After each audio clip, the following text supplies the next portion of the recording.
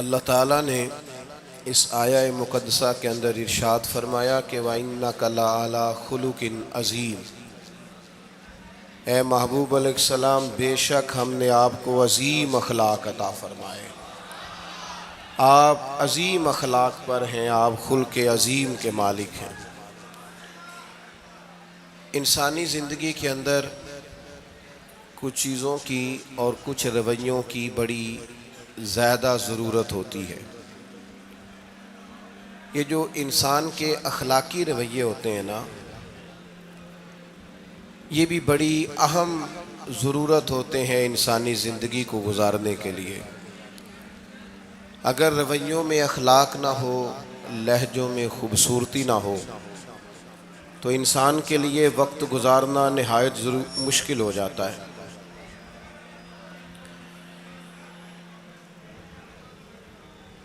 اللہ تعالیٰ آپ کو جزائے خیر دے۔ میں دوستوں سے کہتا رہتا ہوں کہ کسی کھلی جگہ پہ احباب کے لیے بندوبست کیا جائے تاکہ لوگ تکلیف کا شکار نہ ہوں۔ پیار سے آ جاتے ہیں کئی ساری جگہوں پہ، بلکہ شاید ساری جگہوں پہ اب یہی مسئلہ بنتا ہے جگہ کا، لیکن اس وقت احباب بعض اوقات توجہ نہیں کرتے، پھر مشکل بڑھ جاتی ہے۔ اب تو جیسے ہے ویسے ہی رہے گا۔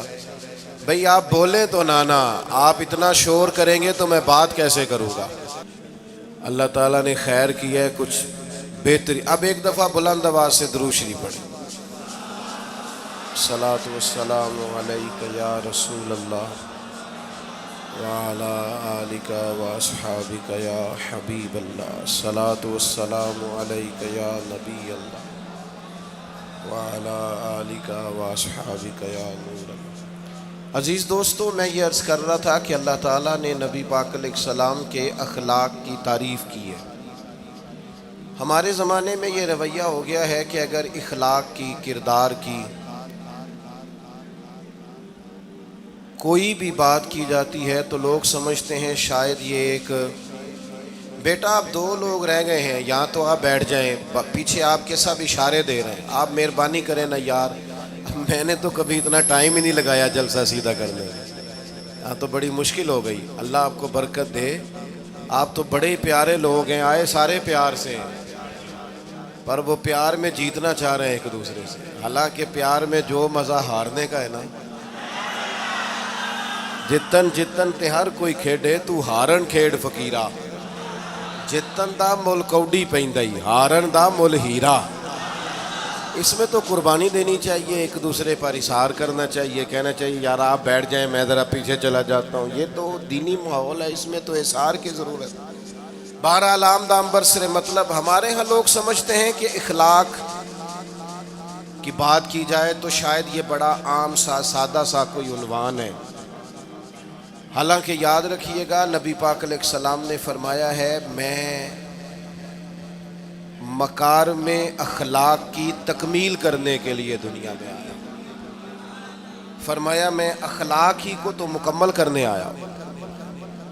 اور نبی پاک علیہ السلام نے اخلاقی رویوں پر بہت زیادہ زور دیا ہے۔ حضور علیہ السلام فرماتے ہیں کہ قیامت کے دن میرے سب سے زیادہ قریب وہ شخص ہوگا جس کا اخلاق زیادہ اچھا ہوگا۔ ہمارے ہاں لوگوں نے اخلاق کا معنی بھی اپنی مرضی کا کیا ہوا ہے۔ بعض لوگوں کا خیال ہے کہ صرف میٹھا بولنا ہی اخلاق ہے، حالانکہ میٹھا بولنا بھی اخلاق ہے، لیکن صرف میٹھا ہی بولنا اخلاق نہیں۔ میٹھا تو لوگ اپنے مطلب کے لیے بھی بولتے ہیں، میٹھا تو اس لیے بھی بولتے ہیں کہ مجھے اب کام پڑ گیا، اور بعض لوگوں کی ٹریننگ ہوتی ہے اس لیے وہ میٹھا بولتے ہیں۔ آپ کسی بہت بڑے شاپنگ مال پہ چلے جائیں تو وہاں جو سیلز مین ہوتے ہیں ان کی ٹریننگ ہوتی ہے کہ انہوں نے بولنا ہی میٹھا ہے، گاہک جتنی مرضی تلخی کرے وہ تلخ نہیں ہوتے، میٹھا بولتے ہیں۔ بعض لوگوں کی ٹریننگ ہوتی ہے امیر سے میٹھا بولتے ہیں، غریب سے میٹھا، تو یہ اخلاق نہیں، یہ تو انہوں نے کچھ دیر کے اپنے آپ کو سمجھایا ہے، قائل کیا۔ یاد رکھیے گا صرف میٹھا بولنا اخلاق نہیں بلکہ سچ بولنا اخلاق ہے۔ صبر، تحمل، بردباری، وفاداری، اور بلند ترین اخلاق کا مالک وہ بندہ ہوتا ہے جو خوددار ہوتا ہے، کسی دنیا دار کے سامنے ہاتھ نہیں پھیلاتا، اللہ تعالیٰ نے جو اسے دیا ہوتا ہے اس پر راضی رہتا ہے، اس کے مزاج میں، اس کی کو ذرا کم کر دیں جی، اس کے مزاج میں لالچ نہیں ہوتا، ہرس، ہوس، طمع، مفاد پرستی، یہ چیزیں جس آدمی کے مزاج میں نہیں ہوتی وہ شخص با اخلاق ہوتا ہے، اور بندے میں مروت ہو، وفاداری ہو، خلوص ہو، للہیت ہو تو بندہ با اخلاق ہے۔ میرے دوستو، جس طرح ہم اپنا مکان محنت کر کے تعمیر کرتے ہیں، اور تھوڑا سا بھی درزی اگر کپڑے میں فرق پیدا کر دیتا ہے تو ہمارے لیے مشکل ہوتا ہے پہننا، ہم محنت کر کے تعمیر کرتے ہیں لباس کی، ہم اپنے لیے تعمیر کرتے ہیں چیزوں کو کہ بالکل ٹھیک اور پرفیکٹ چیزیں ہونی چاہیے، اسی طرح ہمیں اپنے کردار کو بھی تعمیر کرنا پڑتا ہے، اس پر ہمیں محنت کرنی پڑتی ہے، جس چیز پر بھی محنت کی جاتی ہے وہ قیمتی ہو جاتی ہے۔ جب ہم تھوڑی محنت اپنے اخلاق پر بھی کریں گے نا، اپنے رویوں پر بھی کریں گے تو اس میں بھی بہتری آ جائے گی۔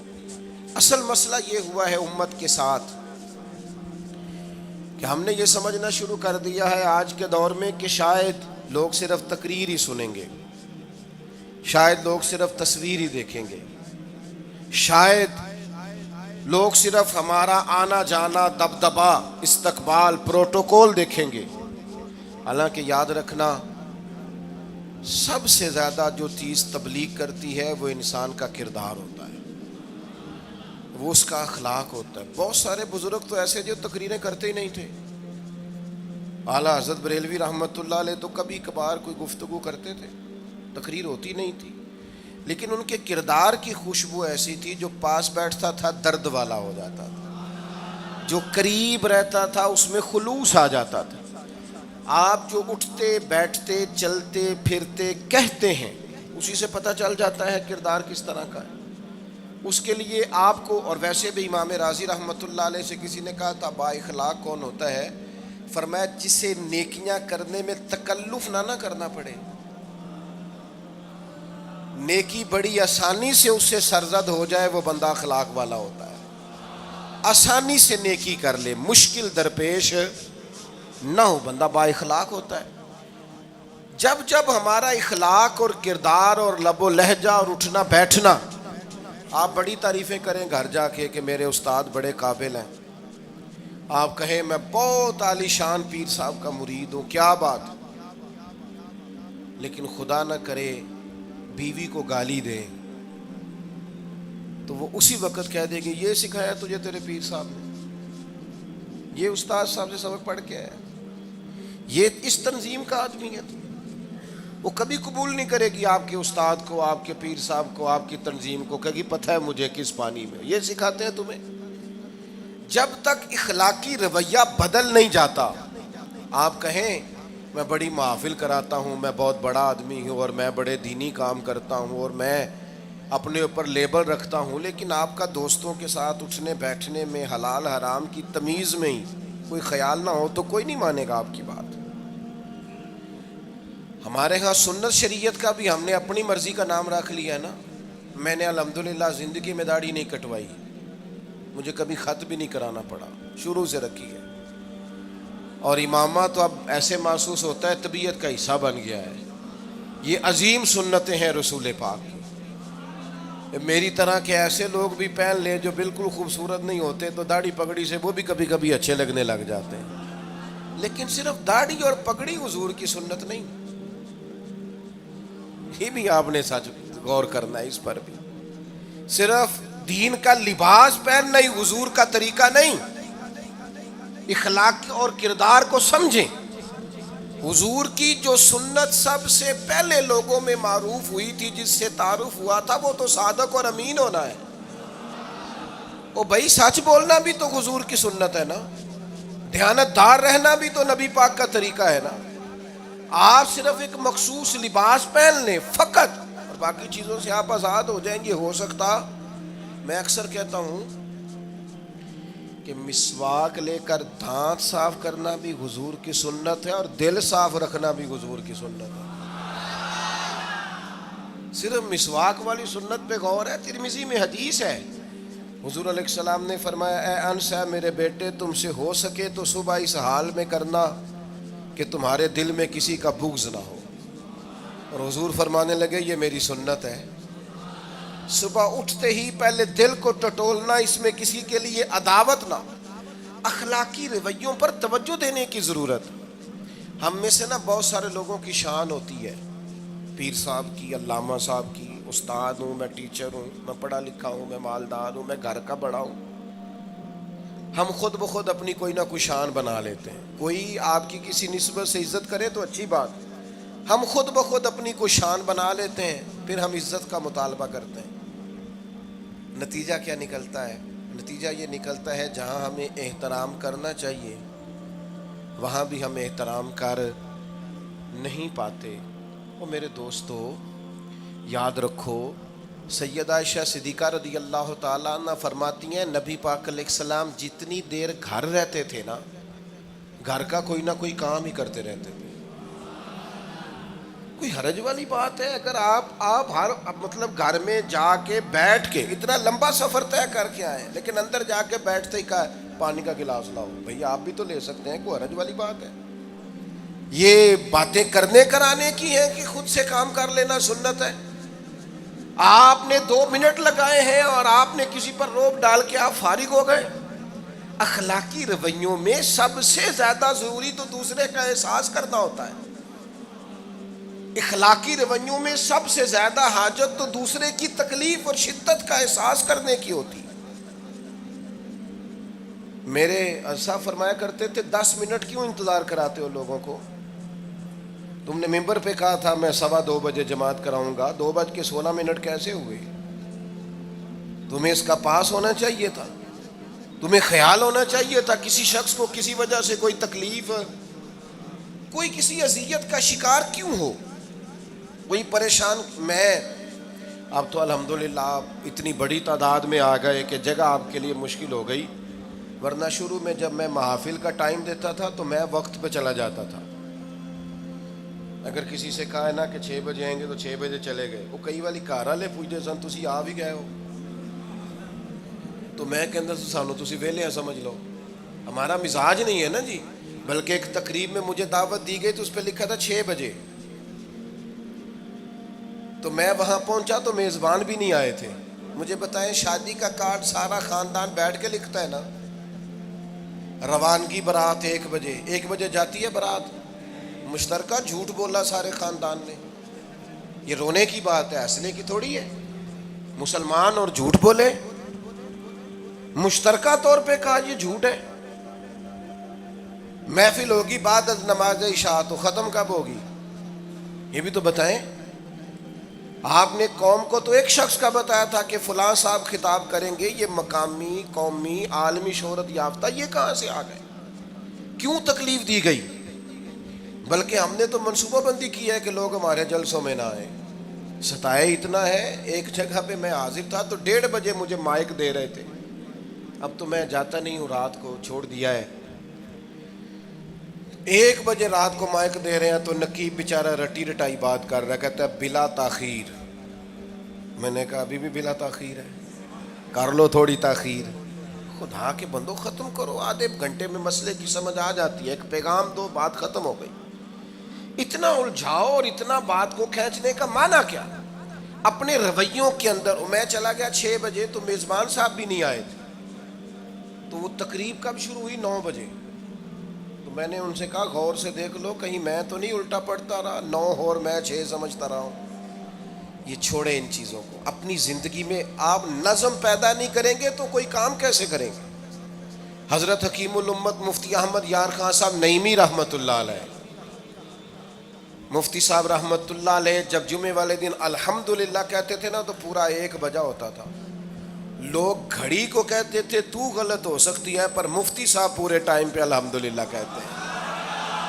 بلکہ ان کے بارے میں معروف ہے کہ وہاں ایک ذمہ دار تھا, بھینسوں کا دودھ دھوتے ہیں نا دیہاتی لوگ, تو عصر کی اذان سے 5 منٹ پہلے مفتی صاحب مسجد تشریف لے جاتے تھے. یہ اخلاق ہے, یہ آپ کا رویہ ہے, یہ آپ کا انداز ہے.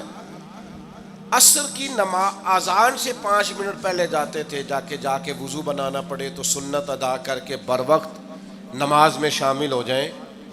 تو مفتی صاحب گزر جاتے تو وہ ذمہ دار اپنے بیٹے سے کہتا کہ اب آپ نا بچے کو چھوڑیں بھینس کے نیچے تاکہ ہم بھینسوں کا دودھ دھوئیں. تو ایک دن وہ بیٹا کہنے لگا ابا جی ابھی تو یہ سورج کھڑا ہے, عصر کا ٹائم کہاں ہوا ہے؟ تو کہنے لگا تو چھڑ دے کٹا, مفتی صاحب لانگ گئے نہیں, ٹائم ہو گیا ہے. یہ ہمارے بزرگوں نے ہمیں رویے سکھائے. آپ نظم والے ہوں, اخلاق والے ہوں, سچائی والے ہوں, دیانت داری والے ہوں, دوسروں کا خیال رکھیں, کسی کو تکلیف نہ ہو ہماری وجہ سے. پتہ ہے رسول پاک صلی اللہ علیہ وسلم کی بارگاہ میں آ کے عرض کیا گیا یا رسول اللہ یہ ہمارے امام صاحب بہت لمبی نماز پڑھاتے ہیں. صحیح حدیث میں موجود ہے, نماز ہی پڑھاتے تھے نا, قرآن ہی پڑھتے ہوں گے نا, کتنا اعزاز والا کام ہے. یا رسول اللہ یہ بہت لمبی نماز پڑھاتے ہیں. اللہ کے محبوب علیہ السلام نے بلا لیا, اور لفظ پتہ کیا ہے؟ حضور فرمانے لگے میں لوگوں کو دین کے قریب کرتا ہوں, آپ دور کرتے ہیں. فرمایا جب بھی نماز پڑھائیں معتدل پڑھائیں. اور خود حضور کا عمل کیا ہے؟ حضور فرماتے ہیں جب میں نماز میں کھڑا ہوتا ہوں تو میرا دل کرتا ہے میں لمبی نماز پڑھاؤں. ہمارا جب کسی شے کو دل کرے تو ہم چھوڑتے ہیں, میرا دل کرتا ہے میں لمبی نماز پڑھاؤں. لیکن حضور فرماتے ہیں پھر پیچھے سے کسی بچے کے رونے کی آواز آتی, میں سوچتا ہوں اس کی ماں پریشان ہوگی, میں نماز مختصر کر دیتا. اور میرے بھائیوں نماز میں بھی لوگوں کا احساس, ہماری طبیعت ہی نہیں رہی. کوئی آدمی ہارن دے رہا ہے پیچھے سے, اور سامنے گاڑی میں 2 بندے کھڑے, گاڑی مین روڈ پہ کھڑے کر کے باتیں کر رہے ہیں, اور وہ ہارن بجا رہا ہے تو کہتے ہو ٹھہر جا, آگ بجھانی ہے جا کے.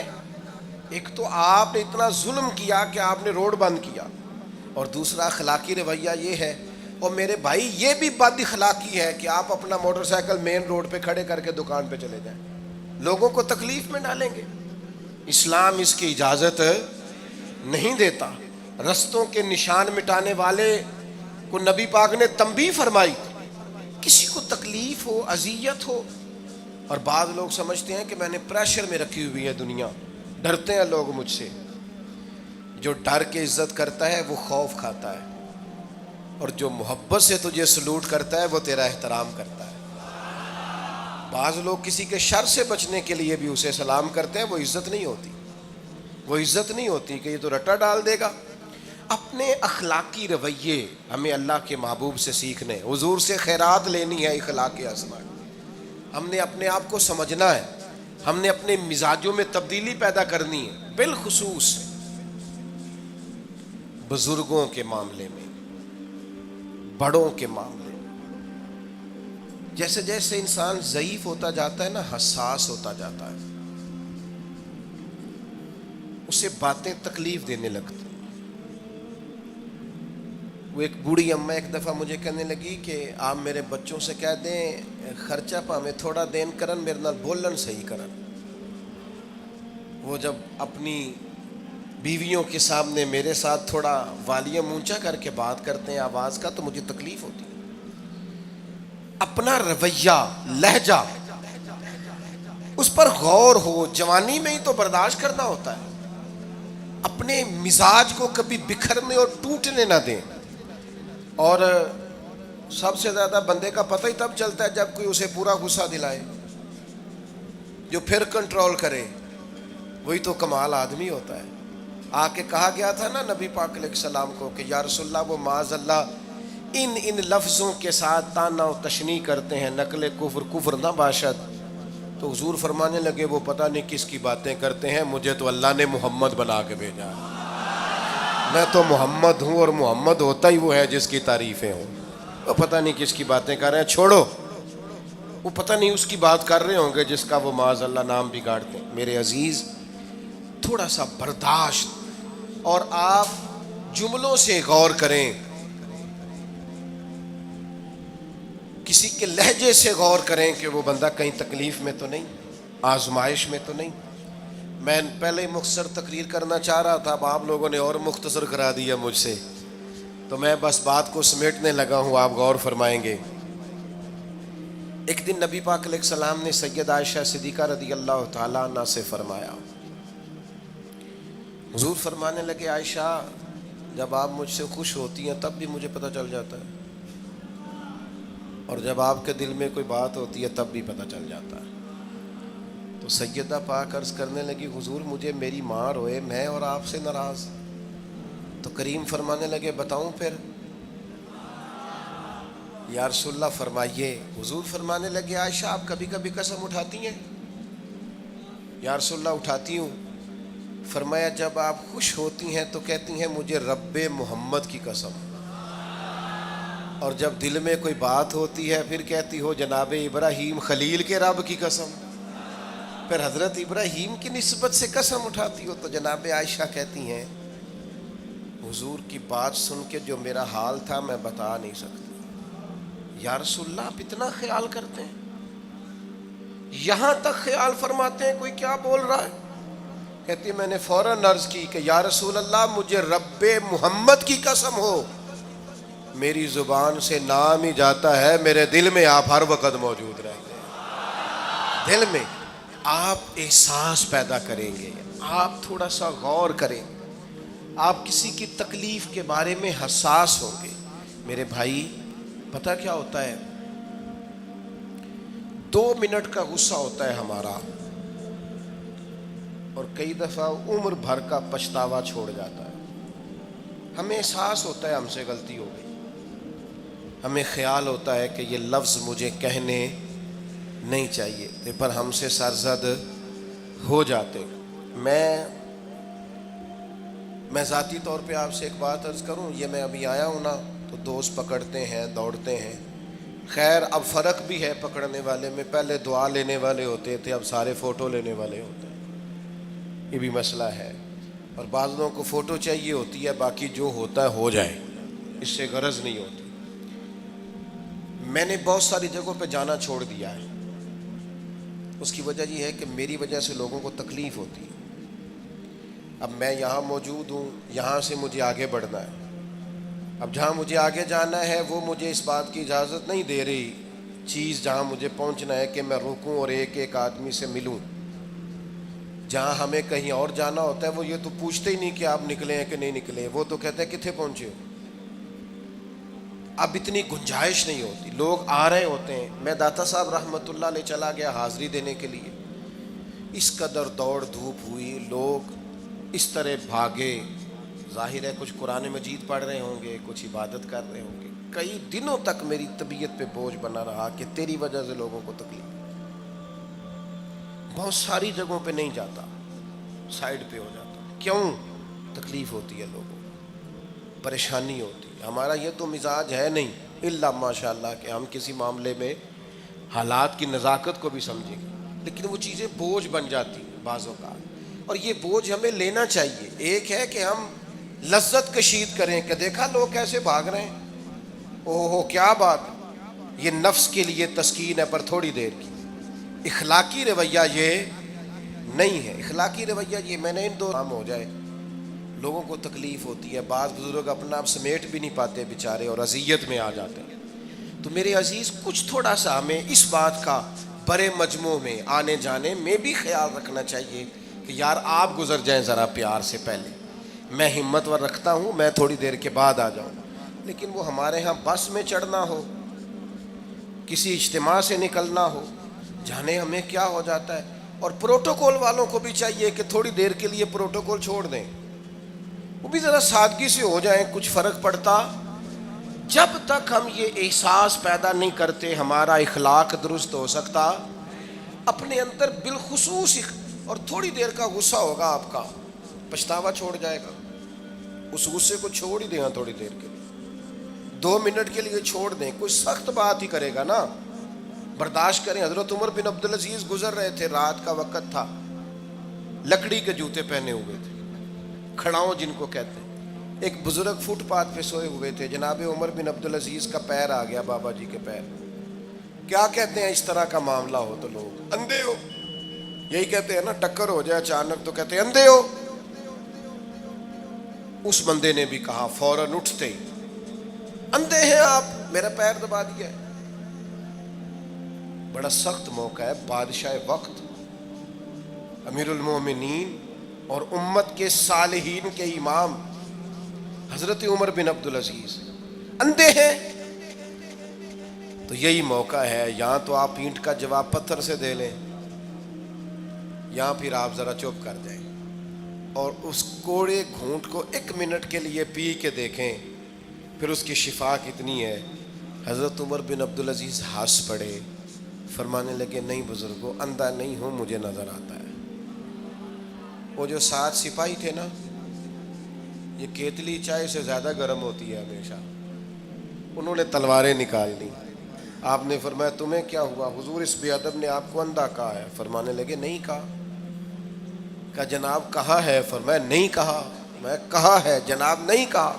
تو آپ فرمانے لگے بابا جی آپ سے بات کر رہے تھے مجھ سے کر رہے تھے؟ کہا جی آپ سے ہی بات کر رہے تھے. تو فرمانے لگے انہوں نے مجھے اندھا نہیں کہا، انہوں نے تو ایک سوال پوچھا ہے. ہاں جتن جتن ہر کوئی کھیڈے تو ہارن کھیڈ فقیرا، اوے جتن دا مل کوڈی پیندا ہی ہارن دا مل ہیرا. انہوں نے کہا بابا جی نے سوال پوچھا، انہوں نے پوچھا ہے اندھے تو نہیں؟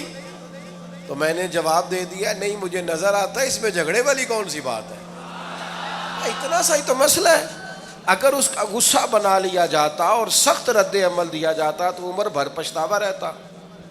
والد صاحب کے سامنے تو میرے خیال ہے کر ہی لیں گے، ایسا کر لیں گے نا. اگر وہ غصہ کریں تو کہیں گے نا ابا جی جیسے آپ کہتے ہیں ہو جائے گا، مشکل تو نہیں. اماں جی کے سامنے تو کر لیں گے نا. اے جنہ دی مووی بن رہی صرف یہ نہیں ہاں نہ کر رہے ہیں، گل پکی نہ ہو جائے، باقی بول رہے ہیں ماشاءاللہ سے. والد صاحب کا غصہ برداشت کر لیں گے انشاءاللہ، بزرگوں کا برداشت کر لیں گے. سید صاحب ہیں، عالم ہیں، کوئی بزرگ ہیں، اگر کبھی کسی وقت سمجھانے کے لیے کوئی تنبیہ کر دیں تو قبول کر لیں گے انشاءاللہ. نوجوانوں سے کہتا ہوں اگر جوانی اللہ نے عطا کیا تو پھر حوصلہ بھی ہونا چاہیے. اور آخری بات آپ سے یہ ہے، ہر نماز میں ہر موقع پر فلسطین کے لیے دعا کریں اور اپنے اندر ان کی حمایت کا جذبہ بھی پیدا کریں. امت ایک جسم کی طرح ہے، اگر آج امت ان کا احساس نہیں کرے گی تو پھر یہ امت واحدہ ہونے کا ثبوت نہیں دے گی. اللہ کی بارگاہ میں یہ دعا ہے، اللہ ان مجاہدین کی مدد فرمائے، اسلامی حکمرانوں کو غیرت ایمانی نصیب کرے، اور اللہ تعالیٰ انہیں اخلاص کے ساتھ دین کے لیے اکٹھے ہونے کی توفیق عطا فرمائے. محفل آگے چلے گی جی، جاری رہے گی نا؟ آپ لوگ تشریف رکھیں، مجھے بتا رہے ہیں کہ محفل آپ کی جاری ہے، ابھی پروگرام چلے گا نا، نعت شریف ہوگی تو پھر آپ خود ہی تو کہہ رہے ہیں چلے گی. اللہم صلی علی سیدنا مولانا محمد معدن الجود والکرم وآلہ وبارک وسلم.